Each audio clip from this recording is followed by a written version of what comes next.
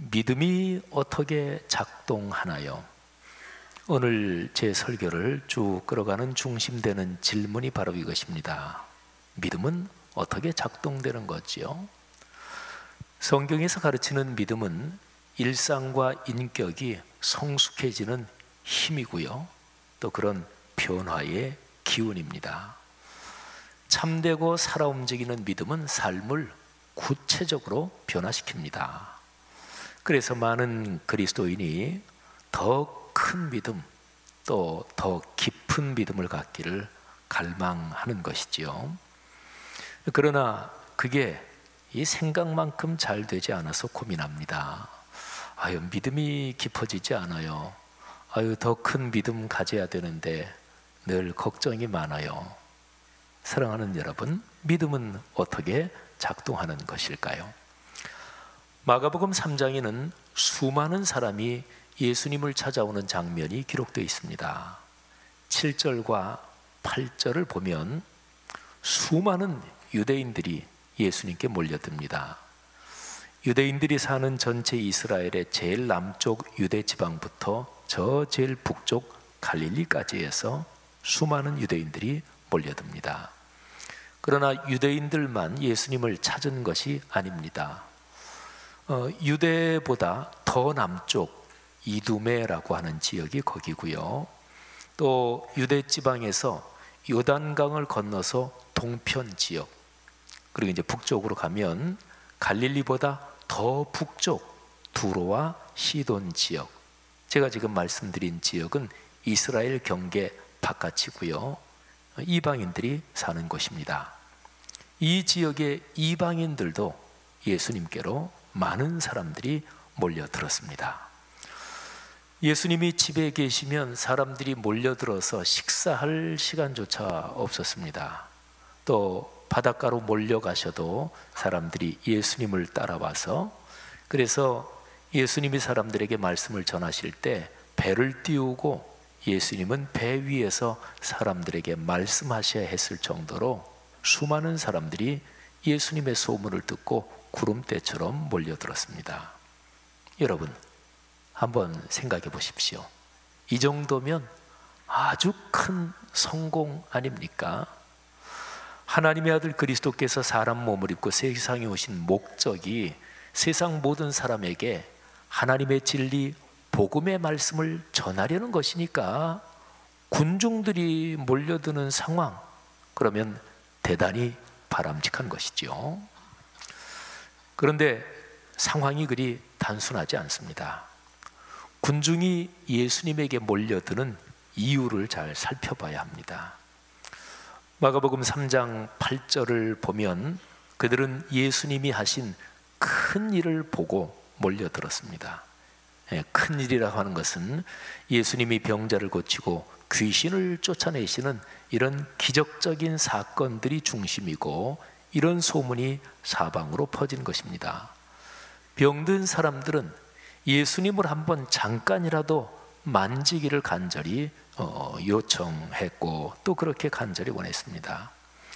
예나 지금이나 또 인류 사회 어디서든지 모든 종교 또는 상업, 돈 버는 일 등등에서 병을 치료한다, 이것은 현실적으로 가장 중요한 삶의 주제입니다. 실제로는 효과가 없어도 만병통치약 이렇게 부르는 것을 세게 강조하면 그거는 인류 역사에서 언제나 사람들을 끌어당겼습니다. 예수님께서 재림하실 때까지 이런 만병통치약 또는 병고침에 관한 장사는 실제로는 아닐지라도 늘 어느 정도 효과를 거둘 것입니다. 많은 사람들이 예수님께 왔는데 이 몰려든 사람들은 예수님과 연관된 현상, 곧 치병과 축귀, 귀신을 쫓아내는 이런 놀라운 사건들에, 이런 현상들에 끌려서 온 사람들이죠. 그러나 이들은 예수님의 실체, 정체는 보지 못했습니다. 그러니까 이 사람들은 예수님이 누구신지를 알지 못한 사람들인 거죠. 여러분, 이런 사람들을 지지 기반으로 해서 무슨 가치 있는 일을 한다, 이거는 위험천만한 일입니다. 종교 장사꾼이라면 몰라요. 그러나 진리를 위해서 일하는 사람으로서는 이렇게 현상만 보고 실체에는 관심이 없고 실체는 보지 못하는 이런 사람들을 붙잡고 이런 사람들하고 같이 일하는 것은 하지 말아야 될 일입니다. 그러나 우리 기독교 역사에서 또 오늘날 세계의 기독교나 한국 교회에서도 적지 않은 기독교 지도자들은 성도들을 모르는 상태에 가두어둡니다. 신앙인들에게 성경 말씀을 정확하게 선포하여 가르치지 않습니다. 도리어 교묘하게 영적인 무지 상태에 가두고 그래서 자기 자신의 종교적 권력을 구축하는데 성도들을 이용합니다. 이것은 하나님 앞에서 아주 무서운 죄악이지요. 성도 여러분, 오늘 본문에 이렇게 예수님께 몰려온 군중 수많은 사람들, 이 사람들만이 아니고 또 한 부류가 오늘 본문에 등장합니다. 3장 11절을 보면 바로 귀신들입니다. 3장 11절 본문을 들어보시죠. 더러운 귀신들도 어느 때든지 예수를 보면 그 앞에 엎드려 부르짖어 이르되 당신은 하나님의 아들이니이다 하니. 우리는 이 구절에서 아주 중요한 것을 관찰해야 합니다. 귀신들은 예수님의 실체를 정확하게 알았어요. 사람들은 현상만 봤잖아요. 그런데 귀신들은 현상 너머의 실체를 보았습니다. 마가복음 1장 24절과 34절에도 이런 내용이 기록되어 있습니다. 귀신들이 예수님이 하나님의 아들이다 이거를 알고 있었고요. 그래서 예수님은 귀신들에게 그거 발설하지 말아라 하고 굉장히 엄하게 명령하시는 장면이 기록이 되어 있어요. 자, 그러면 이런 질문이 생깁니다. 사람들은 예수님이 누구신지 몰랐는데 귀신들은 예수님을 제대로 알고 있었다는 얘기인가요? 그렇지는 않습니다. 귀신들도 사실대로 말하면, 깊은 의미로 말하면 귀신들도 예수님을 몰랐습니다. 성경에서 안다 이 단어, 성경에서 안다는 단어가 나올 때 이거는 지식적으로 안다는 것을 말하지 않습니다. 참된 알문, 그러니까 성경에서 안다 이런 얘기를 할 때 참된 알문, 지식이 나의 신앙 고백을 거쳐 삶으로 이어지는 것을 얘기합니다. 그러니까 참으로 안다는 것은 믿고 삶의 실천과 헌신으로 따르는 것까지 포함하는 거죠. 예수님이 누구인지를 지식적으로 머리로만 아는 것을 만일에 믿음이라고 부른다면 그런 믿음은 귀신들도 갖고 있는 셈이 되는 거죠. 머리로만 아는 것은 성경적인 믿음이 아닙니다. 가슴이 뜨거워지는 것도 마찬가지예요. 제 아무리 깊은 감동을 가슴에 체험해도 그 감동 거기에서 더 나가지 않고 멈춘다면, 그러니까 삶의 변화로 이어지지 않는다면 그것도 성경이 가르치는 믿음이 아닙니다. 야고보서 말씀이 바로 이런 것을 정확하게 지적하고 있습니다. 야고보서 2장 17절부터 19절 말씀을 한번 들어보세요.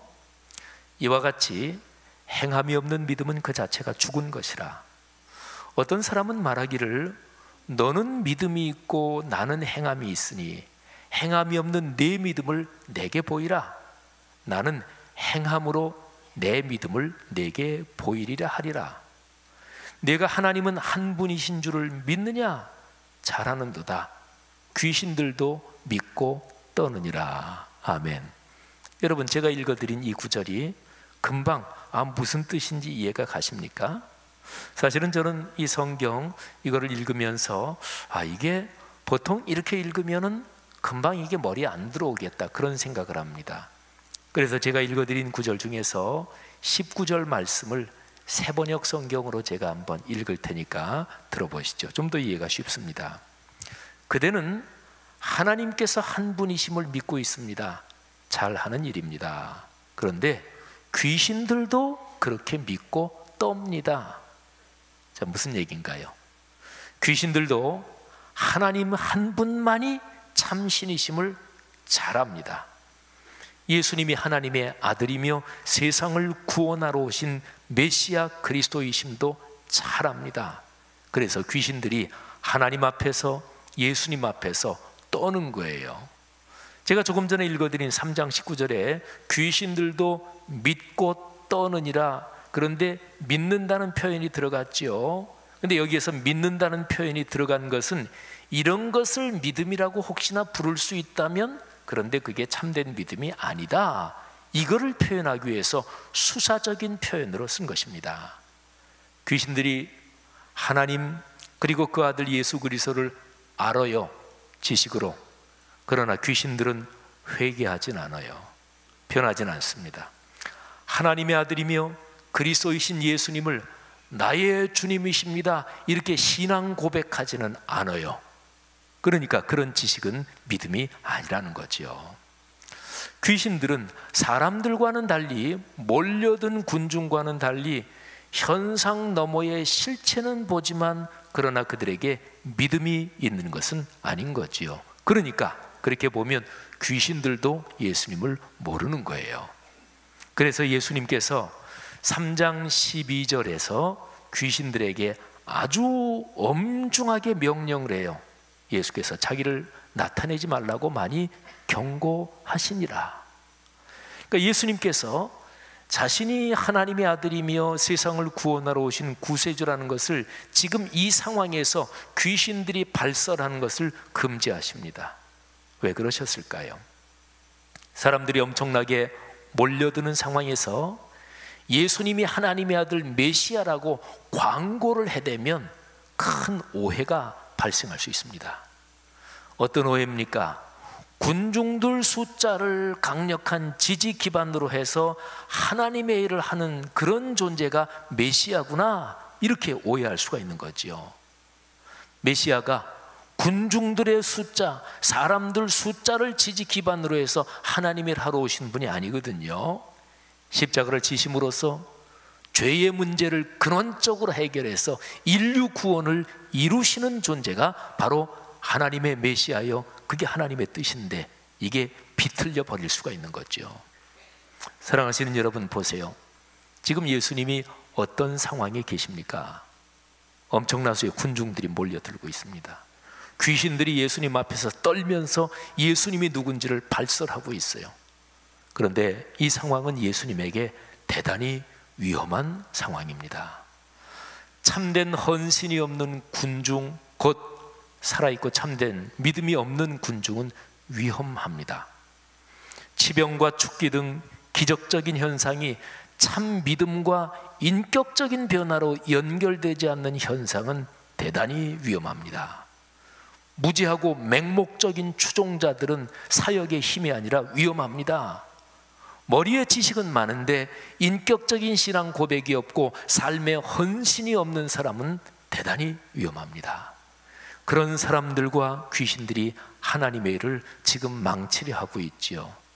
여러분, 예수님은 이 상황에서 어떤 일을 하시는 것일까요? 어떻게 대처하는 것일까요? 예수님은 아주 중요한 일을 시작하십니다. 그게 오늘 본문 13절부터 15절에 기록이 되어 있습니다. 들어보시죠. 또 산에 오르사 자기가 원하는 자들을 부르시니 나온지라. 이에 12를 세우셨으니 이는 자기와 함께 있게 하시고 또 보내사 전도도 하며 귀신을 내쫓는 권능도 가지게 하려 하심이로라. 아멘. 자, 예수님이 하시는 일, 12사람 곧 제자들을 부르시는 거예요. 오늘 본문에는 세 종류의 세력이 나옵니다. 사람들, 귀신들, 그리고 12사람. 이 중에서 첫 번째와 두 번째 사람들과 귀신들은 지금 현재 진행형인 세력입니다. 사람 많은 거 세력이잖아요. 또 영적인 막 이런 작동, 이게 잡음이고 그리고 부정적인 거지만 그것도 현실적인 세력이지요. 그런데 세 번째 12은 지금 있는 세력이 아니에요. 예수님께서 이제부터 만들어 가시려는 미래의 힘이지요. 예수님은 이들을 무엇으로 만들려고 하시는 것일까요? 제자입니다. 제자로 만드시는 거예요. 어떤 사람이 제자인가요? 여러분은 제자 하는 단어를 떠올리면 어떤 사람이 생각나십니까? 또는 이렇게 질문해 볼까요? 여러분은 예수님의 제자입니까? 제자는요, 주님의 뜻에 자신의 삶을 헌신해서 그렇게 사는 사람들입니다. 현상만 보는 사람이 아닙니다. 현상 너머의 실체는 보지만 거기에 머물러서 우쭐대는 사람도 제자가 아닙니다. 그러니까 제자는 예수님과 관련해서 현상을 넘어 이분의 실체를 알고, 그리고 더 나아가서 하나님의 아들 그리스도이신 이분을 나의 주님으로 신앙을 고백하고 내 삶을 이분께 드리는 사람이 제자입니다. 말하자면 참된 믿음을 가진 사람이 제자인 거지요. 성도 여러분들이요, 여러분과 저 우리 그리스도인의 삶이 늘 이렇게 제자로서 더욱더 훈련되는 그런 축복이 있기를 주님의 이름으로 축원합니다.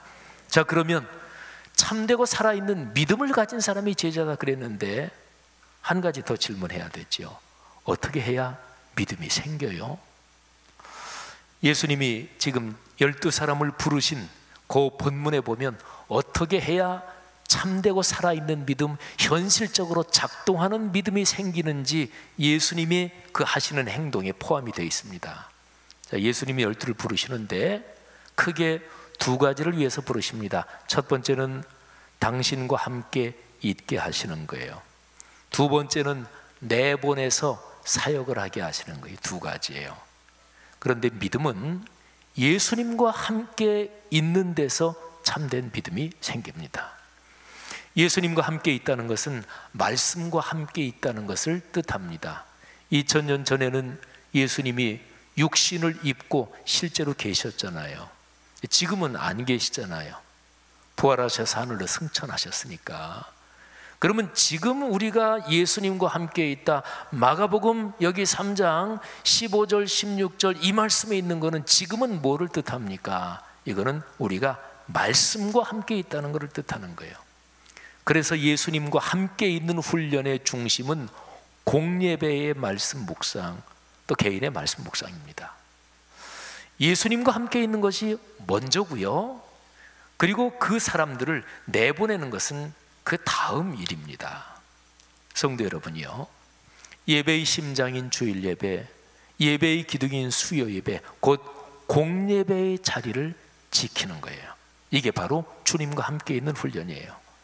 매일의 말씀 묵상의 시간을 확보해야 합니다. 이것이 최우선입니다. 공예배와 개인적인 말씀 묵상의 자리에서 성경의 내용을 묵상하고 주님의 음성을 듣고 따르는 것, 이게 곧 말씀 삼운동이고요, 여기에 바로 신앙생활의 성패가 걸려 있습니다. 말씀이 강력하게 작동해야 되는 거죠. 그리고 여러 가지 봉사는 그 다음입니다. 예수님과 함께 있는 일, 바로 그 다음에 파송이 이어지는 거죠. 예수님은 제자들을 보내시는데 두 가지 일을 위해서 제자들을 보내셔요. 오늘 본문에 보니까 전도도 하고 귀신을 내쫓는 권능도 가지게 한다. 전도한다, 이거는 복음의 말씀을 전하고 가르치는 걸 말하죠. 귀신을 내쫓는 거, 이거는 복음의 말씀에 연관된, 복음의 말씀에 따르는 표적을 말하지요. 이게 바로 온 세계 선교 아닙니까? 사랑하는 그리스도인 여러분, 우리 자신을 성찰합시다. 참된 믿음이 내 삶에서 힘차게 살아 움직이고 있습니까? 그리고 믿음이 늘 더 성숙하고 성장하고 있나요? 믿음이 작동하려면 예수님과 함께 있어야 합니다. 공예배 그리고 말씀 묵상의 자리를 지키시기를 주님의 이름으로 권면합니다. 정확하게 얘기하면 사수해야 합니다. 사수라는 단어는 죽음을 각오하고 지킨다는 거잖아요. 신앙생활에서 실제로 그렇습니다.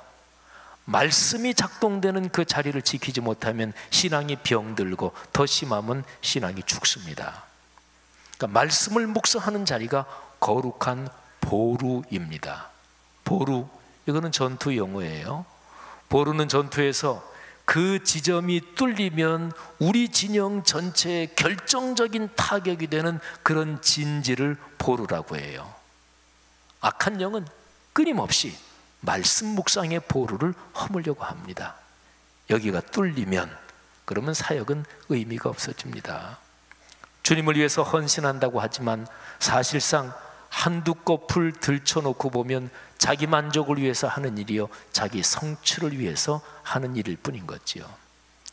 성도 여러분들이요, 다시 한번 오늘 성경 말씀에서 주님의 음성을 들읍시다. 복이 무엇입니까? 믿음이 작동하는 것입니다. 기독교 공동체인 교회는 하나님의 뜻에 따르는 사람들의 모임인데, 하나님의 뜻은 66권 성경에 기록되어 있지요. 이 말씀의 가치관을 공유하는 가치 공유 공동체, 그거를 가리켜서 교회라고 하고, 그리고 그 교회 안의 성도들은 그렇게 본다면 뜻을 같이 하는 사람, 한 가지 동자의 뜻짓자 동지, 그러니까 거룩한 동지들인 거지요. 말씀 묵상은 이 모든 일에서 심장입니다. 성도 여러분, 하나님께서 우리 말씀 삶 공동체에 2019년 크리스마스 선물로 보신이 참 좋았더라 말씀 묵상지 종이책 복간호를 선물로 주셨습니다. 사랑하는 여러분의 삶에서 말씀 묵상이 계속해서 훈련되기를 바랍니다. 말씀 묵상을 통해서 공예배에 선포되는 말씀을 묵상하고 개인적인 자리에서 말씀을 묵상함으로써 성경 말씀에 담긴 영육간의 축복이 여러분의 삶에 강력하게 흘러넘치기를 주님의 이름으로 축복합니다. 여러분 모두 이 거룩한 일에 동참해서 복을 누리고 그리고 나누며 베푸는 멋진 삶이 되시기를 바랍니다.